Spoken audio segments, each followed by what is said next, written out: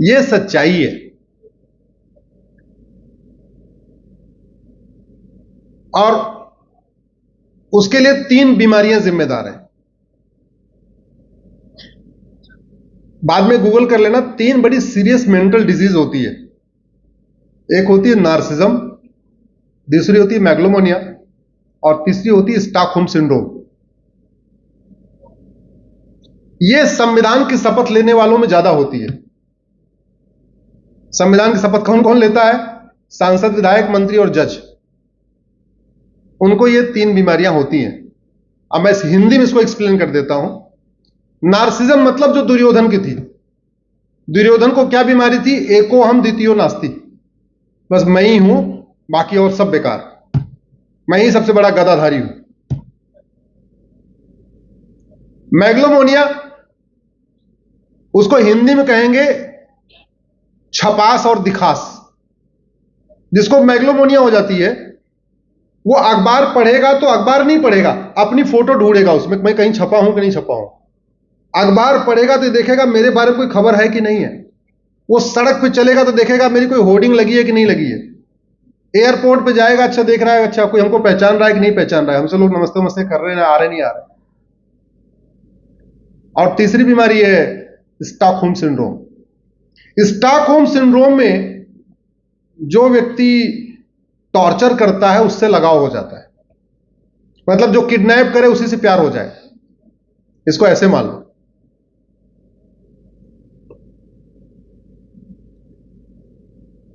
हमें Stockholm syndrome रहा, और उसका एग्जांपल बताता हूं।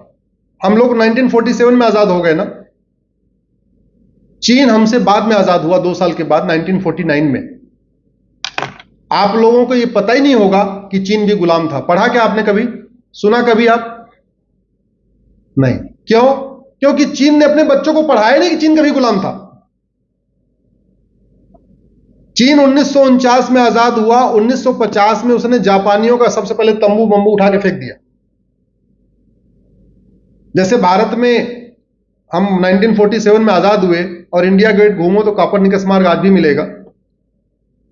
उन्होंने क्या किया? 1950 में ही जितने चीन जापानियों के नाम पे सड़क मोहल्ले गलियां थी सबको बदल दिया, सिलेबस बदल दिया, सारा चेंज कर दिया।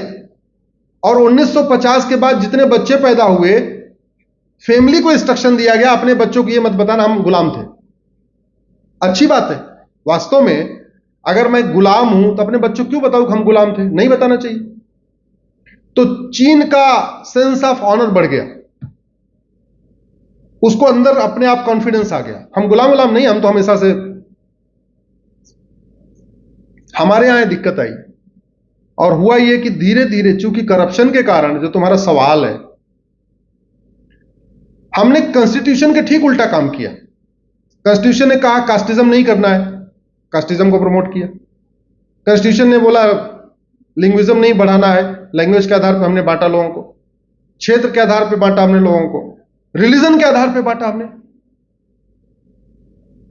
जैसे कॉन्स्टिट्यूशन ये कहता है, आर्टिकल 2930, कि जो लोग सबको अपने अपने राइट टू कल्चर है, राइट टू कस्टम है, जो अपनी रीतियां हैं अपनी उनको फॉलो करना है। कुरीतियां नहीं, कुप्रथाएं नहीं, रीतियां, कस्टम्स, गुड कस्टम्स।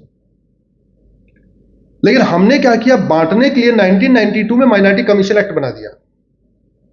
माइनॉरिटी कौन होगा नहीं लिखा, बना दिया। बाद में माइनॉरिटी अफेयर मिनिस्ट्री बना दिया, कौन होगा माइनॉरिटी नहीं लिखा, बना दिया। भाई एक घर में अगर 4 भाई हैं, वो चारों अगर बराबर से रहें तो अच्छा है ना। अगर एक भाई को आप अलग से प्रिविलेज दे देंगे तो 3 तो नाराज हो जाएंगे ना, इनको क्यों दे दिया? हमारे कॉन्स्टिट्यूशन मेकर कह रहे थे कि जितने कानून बनाना आप सारे जेंडर न्यूट्रल, रिलीजन न्यूट्रल बनाना। कॉन्स्टिट्यूशन में केवल 2 लोगों को प्रिविलेज दिया है। आर्टिकल 15 में महिलाओं और बच्चों को दिया हुआ है। आर्टिकल 15 कहता है महिलाओं और बच्चों के लिए अलग से आप कानून बना सकते हैं, और 46 कहता है SC ST के लिए अलग से बना सकते हैं। बाकी और किसी के लिए अलग से कुछ नहीं करना। लेकिन हमने दुनिया भर के कमीशन बनाए, दुनिया भर के योजनाएं बनाई, कास्ट के आधार पे, इसके आधार पे, इसके आधार पे। तो बांटने वाला काम किसने किया? और बांटने वाला काम किया तो बट गए। बांटने वाला काम किया तो बट गए। ये जो हुआ है ना, ये अच्छा नहीं रहा। हमने माइनॉरिटी कमीशन एक्ट को चैलेंज किया है, सुप्रीम कोर्ट मेरा मैटर चल रहा है। मैंने कहा पहले ये तो बता दो माइनॉरिटी है कौन, 1% वाला माइनॉरिटी, 0.5% वाला, भारत वाला माइनॉरिटी, विदेशी वाला माइनॉरिटी है, माइनॉरिटी है कौन? अगर आप रिलीजन के आधार पर माइनॉरिटी बना रहे हैं तो दुनिया में 1100 रिलीजन है, तो फिर आपको 1100 रिलीजन को आपको माइनॉरिटी बनाना पड़ेगा। आपने यहूदी को माइनॉरिटी क्यों नहीं बना दिया? फिर बहाई रहते हैं दिल्ली में, बहाई मंदिर है, बहाई लोटस टेंपल, वो बहाई फेथ वालों का, उनको माइनॉरिटी क्यों नहीं बना रहे? भारत में 200 रिलीजन के लोग रहते हैं, तो फिर 5 कम्युनिटी को माइनॉरिटी क्यों बनाया? फिर तो 200 लोगों को माइनॉरिटी बनाओ। दुनिया में 6500 भाषा बोली जाती है, 6500 भाषा में से लगभग 1000 भाषा बोलने वाले भारत में रहते हैं, तो फिर तो 1000 लिंग्विस्टिक माइनॉरिटी होना चाहिए और 200 रिलीजियस माइनॉरिटी होना चाहिए। फिर करने की जरूरत क्या है? सबको जुड़ने तो, एक दूसरे के साथ जुड़ने तो क्यों करना? और तीसरा हमने जो बड़ा काम किया, और हमने अपने पास से नहीं सीखा, कृष्ण और सुदामा अलग अलग स्कूल में पढ़ते थे कि एक स्कूल में पढ़ते थे? राम और निषाद राज एक स्कूल में, राजा दशरथ और उनके जो मंत्री थे सुमंत एक स्कूल में। भारत में यूनिफॉर्म एजुकेशन सिस्टम था पहले, कॉमन एजुकेशन सिस्टम था पहले। भारत में मंत्री हो चाहे संतरी हो, किताब एक होती थी, स्कूल एक होता था। आज की डेट में ऐसा है क्या? जहां 10,000 जहां फीस है वो एक अलग सेगमेंट वहां जा रहा है, जहां 5,000 फीस है वहां एक अलग सेगमेंट जा रहा है, जहां 300 रुपए फीस है वहां अलग सेगमेंट जा रहा है। तो 10,000 रुपए फीस देने वाला और 200 रुपए फीस देने वाला कभी मिक्स ही नहीं हो पाएगा। वहीं दूसरी तरफ कृष्ण राज परिवार के थे, सुदामा गरीब परिवार के थे, वो इसलिए मिक्स हो गए, इसलिए दोस्त बन गए क्योंकि एक ही स्कूल में पढ़े थे वो।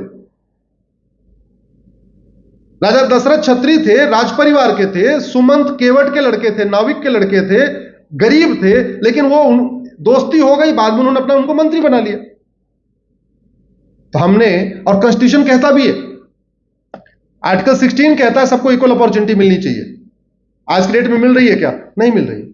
सारे एग्जाम एक हो रहे हैं, आईएएस का एक एग्जाम है, क्लैट का एक है, एनडीए एक है, नीट एक है, जितने भी एग्जाम है सारे कॉमन है। और 65 एजुकेशन बोर्ड चल रहे हैं भारत में।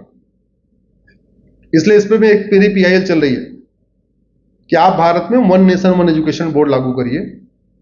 भाई ठीक है, तमिलनाडु वाला अपनी लैंग्वेज में पढ़ेगा, बंगाल वाला अपनी भाषा में पढ़ेगा, अलग अलग एजुकेशन बोर्ड क्यों? अलग अलग सिलेबस क्यों? अलग अलग करिकुलम क्यों?